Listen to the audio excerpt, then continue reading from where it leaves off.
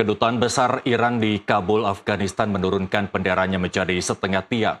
Langkah ini dilakukan sebagai bentuk berkabung atas tewasnya pemimpin tertinggi Iran Ayatullah Ali Khamenei dalam serangan pembuka yang dilancarkan Amerika Serikat dan Israel. Serangan besar-besaran tersebut memicu gelombang baru serangan rudal belasan dari Teheran pada Minggu yang semakin meningkatkan eskalasi konflik di kawasan Timur Tengah.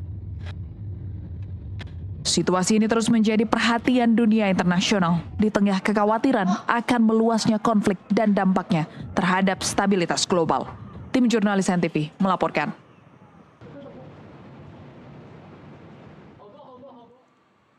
Dan kami langsung akan mengajak Anda berbincang dengan Guru Besar Hukum Internasional Universitas Indonesia Hikmahanto Juwana melalui sambungan Zoom. Selamat sore, Prof. Hik.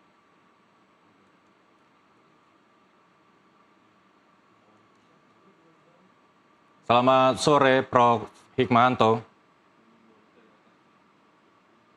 Selamat sore. Baik. Selamat sore. Baik, Prof. dengan Irsal di studio. Terima kasih telah bergabung bersama kami di NTV Prime. Kalau Anda cermati, kalau saya salah tolong koreksi, ada perbedaan pola serangan antara Israel dan Palestina, kemudian serangan Amerika Serikat Israel ke Iran ini relatif cepat, kurang dari 24 jam, dan Ayatullah Khamenei tewas. Apa yang Anda baca dari pola serangan penargetan langsung ini? Ya, yang saya baca begini, apa yang terjadi sebenarnya tidak bisa dibandingkan antara Gaza dengan Iran sekarang ya, tapi yang dibandingkan harusnya Venezuela dengan Iran. Karena dalam konteks Venezuela itu kan dalam waktu 300 menit, sangat cepat, dan kemudian rakyat di Venezuela mendukung terjadinya perubahan pemerintahan. Sementara kalau kita lihat di Iran, maka ini berbeda karena di Iran serangan ini sudah memasuki hari kedua, lalu kemudian yang kita juga pahami adalah rakyat di Iran memang ada sebagian yang mendukung serangan dari Amerika Serikat dan kemudian mungkin mereka menginginkan agar adanya perubahan pemerintahan, tetapi masih banyak juga yang tidak mendukung. Nah, kita tahu bahwa sekarang ini memang Ali Khamenei sudah dikabarkan tewas dan kemudian sekarang saya dengar putranya yang akan menggantikan beliau, meskipun secara konstitusi bisa presiden, ketua Mahkamah Agung dan mullah gitu ya, yang wakil dari mullah. Okay. Nah, sekarang masalahnya adalah apakah Iran setelah tewasnya Ali Khamenei akan melemah, kemudian penggantinya akan lebih pragmatis menerima kekalahan dari pihak Amerika Serikat dan Israel, atau justru mereka akan melakukan serangan balasan terhadap yang dilakukan oleh Amerika Serikat dan Israel. Okay. Nah, ini yang kita harus tunggu dalam waktu ke depan nanti, karena kalau misalnya dia akan melakukan balasan, kemungkinan besar perang ini tidak akan cepat, tetapi akan lama.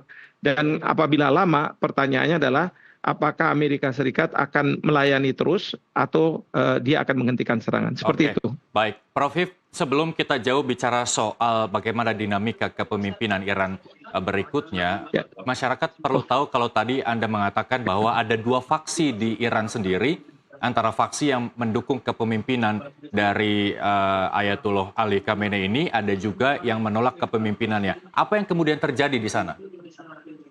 Ya, sebenarnya kan ini kalau kita lihat beberapa waktu yang lalu, memang ada aksi demonstrasi terhadap pemerintah. Dan para demonstran ini menginginkan agar adanya perbaikan dari sisi ekonomi dan lain sebagainya. Dan memang sekarang Trump itu memanfaatkan para demonstran itu. Bahkan juga Netanyahu juga menyampaikan bahwa kalau misalnya sekarang ini setelah diserang, sekarang giliran dari rakyat Iran yang menghendaki agar terjadinya pergantian pemerintah. Ya, menurut Netanyahu harus memanfaatkan situasi sekarang agar masyarakat di Iran yang memberontak mau mengambil alih pemerintahan. Karena dugaan saya Amerika Serikat ataupun Israel, dia tidak akan mengirim pasukan daratnya. Jadi sekarang ini kita tahu serangan itu serangan dari udara, dari kapal induk mungkin ya terhadap Iran, tetapi ini tidak akan tuntas kalau misalnya tidak dilakukan serangan darat.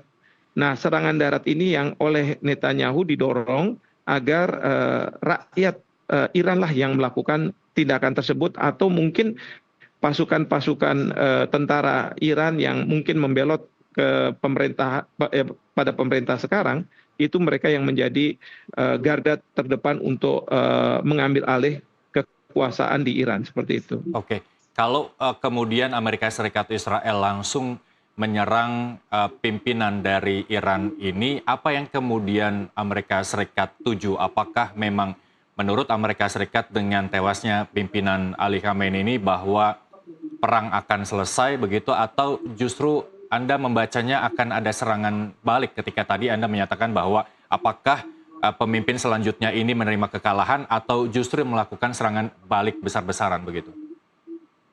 Ya, karena kalau kita lihat Venezuela, wakil presiden walaupun sudah mengambil kekuasaan sebagai presiden di Venezuela, tapi kan dia kemudian berkompromi dengan Amerika Serikat, mau menjalankan apa yang dilakukan oleh Amerika Serikat.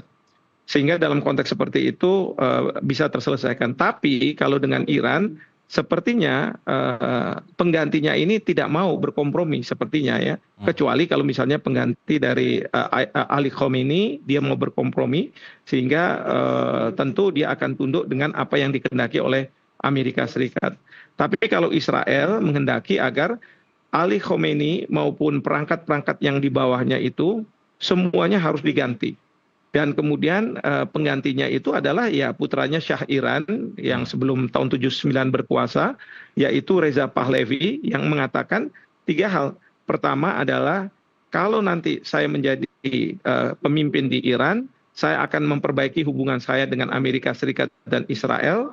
Yang kedua, saya akan menghentikan pengayaan uranium dan senjata nuklir, pengembangan senjata nuklir. Dan yang ketiga, tidak lagi membiayai proksi-proksi yang selama ini dibiayai oleh Iran, yaitu Hamas, kemudian Hizbullah dan Houthi, seperti itu. Oke, kalau kita melihat transisinya akan seperti apa di sana, Prof. Hik? Saya belum bisa memprediksi pada saat sekarang, karena kan masih ada 2 kemungkinan ya. Apakah nantinya dalam waktu beberapa hari, tidak terlalu lama, kepemimpinan di Iran ini akan menyerah, atau kemudian yang kedua di Iran akan ada pemberontakan dari dalam negeri kemudian mengganti kepemimpinan yang ada. Atau yang kedua adalah retaliasi atau pembalasan akan semakin besar dan ini perang akan lebih lama lagi, seperti itu. Oke, Iran tidak lepas dari mendukung Hizbullah. Kalau saya salah tolong koreksi, bagaimana kemudian Hizbullah melihat serangan Amerika Serikat ke Iran dan menewaskan pimpinannya? Bagaimana kemudian Hizbullah ini akan bereaksi? Kalau dari segi kekuatan Hezbollah, Hamas maupun Houthi itu tidak sebanding lah kalau misalnya kita bicara soal berhadapan dengan Israel atau berhadapan dengan Amerika Serikat bahkan. Karena itu Hezbollah sudah sejak awal mengatakan bahwa kalau nanti Iran diserang, kami tidak akan ikut membantu untuk serangan dari Amerika ataupun Israel. Mungkin juga Hezbollah mengatakan bahwa kami ini terlalu kecil dan ya memang Iran ya harus menghadapi serangan dari 2 negara tersebut. Demikian. Prof, kalau masyarakat lihat begitu mudahnya Amerika Serikat menarik, yang terpenting adalah dampak dari serangan ini terhadap stabilitas keamanan negara kawasan, termasuk Indonesia. Nanti kita akan bahas, Prof. Hik, tapi usai jeda berikut kita akan jeda terlebih dahulu. Pemirsa TV Prime akan kembali sesaat lagi.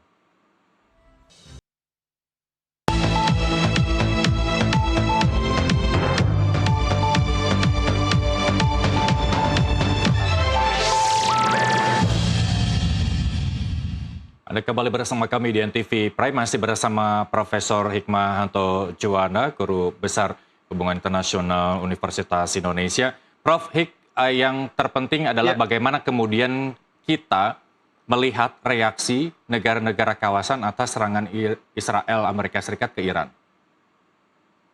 Ya, jadi reaksi dari negara-negara kawasan ini agak mendua gitu. Karena apa? Saya lihat bahwa memang Iran melancarkan serangan itu ke pangkalan-pangkalan Amerika Serikat, pangkalan militer Amerika Serikat di negara-negara kawasan, ada di Arab Saudi, ada di Bahrain dan lain sebagainya. Tapi serangan ini rupanya juga mengenai instalasi-instalasi non militer. Jadi ada bandar udara, ada gedung dan lain sebagainya. Ini yang membuat mereka akhirnya ingin melakukan balasan terhadap Iran. Nah, Arab Saudi sudah mengatakan seperti itu. Mereka kapan saja kalau misalnya Bahrain menginginkan agar mereka melakukan serangan ke Iran, akan dilakukan serangan itu. Nah, ini artinya apa? Artinya Iran mungkin akan berhadapan dengan banyak negara, termasuk negara-negara yang ada di Timur Tengah. Namun demikian memang ada keinginan dari Rusia untuk terlibat dalam perang ini. Kenapa saya katakan seperti itu? Karena Rusia sudah menandatangani perjanjian dengan Iran untuk memperbaharui rudal-rudal mereka. Lalu kemudian juga Rusia sudah mengirim pesawat angkut militer ke Iran. Saya tidak tahu isinya apa, tapi sudah diberitakan seperti itu. Dan kemudian juga Cina. Cina kemungkinan juga akan ikut di dalam perang ini karena kekhawatiran seperti apa yang dilakukan oleh Amerika Serikat terhadap Venezuela. Karena di Venezuela, Amerika Serikat mengatakan bahwa Venezuela tidak boleh menjual minyak ke Cina. Padahal kita tahu cadangan paling besar itu ada di pertama Venezuela dan kemudian ada di Iran. Nah, kalau misalnya hal yang sama diberlakukan juga oleh pemerintahan baru dari Iran atas tekanan dari Amerika Serikat, tentu Cina akan banyak dirugikan, sementara kebutuhan Cina akan minyak itu sangat tinggi. Nah, ini berarti sama saja Amerika Serikat ingin membunuh Cina secara perlahan-lahan. Nah, oleh karena itu Cina mungkin saja tidak bisa terima sehingga Cina akan berada di balik Iran. Di samping itu juga kita harus lihat negara seperti Korea Utara. Meskipun jauh dan tidak punya kepentingan langsung, tapi bagi Korea Utara, mereka ini akan hadir berperang kalau ada Amerika Serikatnya di situ. Nah, ini yang tentu menjadi kekhawatiran bagi Amerika Serikat. Seperti itu. Rafiq, apakah serangan ini sudah diprediksi sebelumnya ketika sudah Amerika Serikat sudah mengirimkan pasukannya ke area Iran? Banyak yang mengira ini bahwa gertakan, tapi kemarin serangan itu terjadi. Ya, sebenarnya kalau kita bandingkan dengan Venezuela, Venezuela itu sebenarnya apa yang dilakukan sudah disimulasikan, sudah dipikirkan sejak lama, bahkan dalam hitungan tahun gitu ya.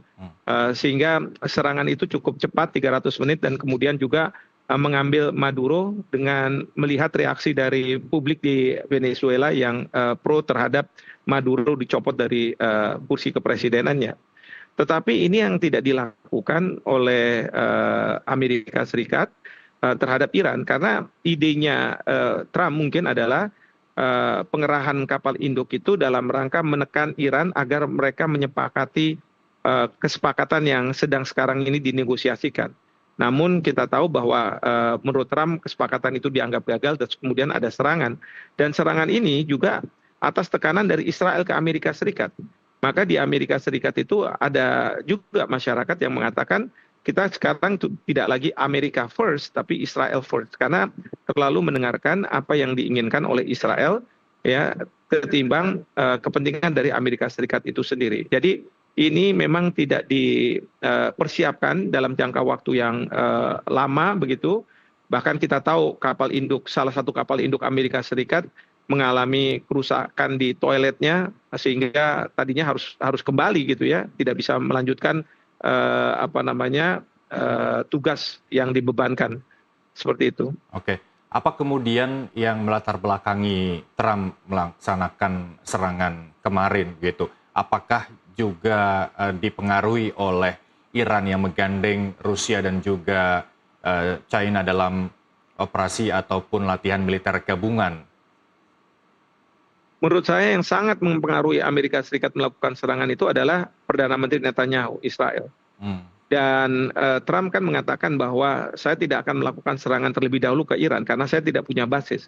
Oleh karena itu ada komunikasi antara Amerika Serikat, Presiden Trump dengan Netanyahu yang meminta agar Netanyahu lah yang akan melakukan serangan terlebih dahulu. Jadi Israel melakukan serangan. Nah, Israel sudah melakukan serangan, ada balasan dari Iran. Nah, karena Israel sekarang diserang oleh Iran dan Israel mempunyai perjanjian pertahanan dengan Amerika Serikat yang intinya serangan ke Israel adalah serangan ke Amerika Serikat, barulah kemudian Amerika Serikat masuk. Jadi kalau menurut saya tekanan paling besar dan paling menentukan adalah dari pihak Israel, bukan dari pihak lainnya. Seperti itu. Oke, kita tahu memang Israel dan Amerika Serikat sekutu sudah lama begitu. Dengan didengarnya perkataan Israel oleh Amerika, apakah ini juga dipengaruhi oleh pergabungan Israel ke BOP, Prof? Ya, kalau bergabungnya BOP saya rasa tidak, karena memang sejak lama yang namanya Presiden Trump itu sangat berpihak pada Israel. Bahkan Israel menganggap bahwa ini presiden, walaupun Trump bukan Yahudi ya, presiden yang Yahudi karena selalu berpihak pada negara Israel. Begitu.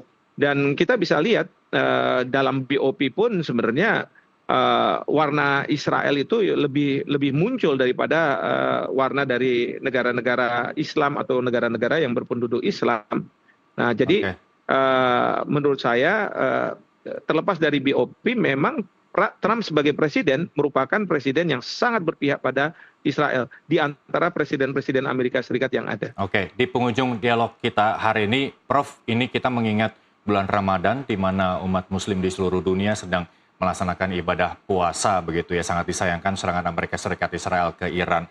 Kemudian melihat keberlangsungan ini, siapa kemudian yang bisa menjadi mediator untuk menghentikan konflik yang terjadi di antara triangle negara ini? Ya, kalau mediator saya rasa kita harus tunggu sampai memang perang ini menjadi perang yang berkepanjangan. Karena kalau misalnya perang ini dalam waktu yang singkat, katakanlah Amerika Serikat mampu untuk menundukkan Iran, maka peran mediator itu tidak diperlukan. Atau kalau misalnya Iran yang lebih unggul melawan Israel dan Amerika Serikat sehingga mereka mundur gitu, nah itu juga peran mediator tidak diperlukan. Tapi kalau perang ini berkepanjangan, memang diperlukan mediator, dan kita tahu Bapak Presiden sudah menyediakan diri sebagai mediator atas peperangan ini. Demikian. Oke, terima kasih Prof. Hikmawanto Juwana, Guru Besar Hukum Internasional Universitas Indonesia telah bergabung bersama kami di NTV Prime. Sampai jumpa.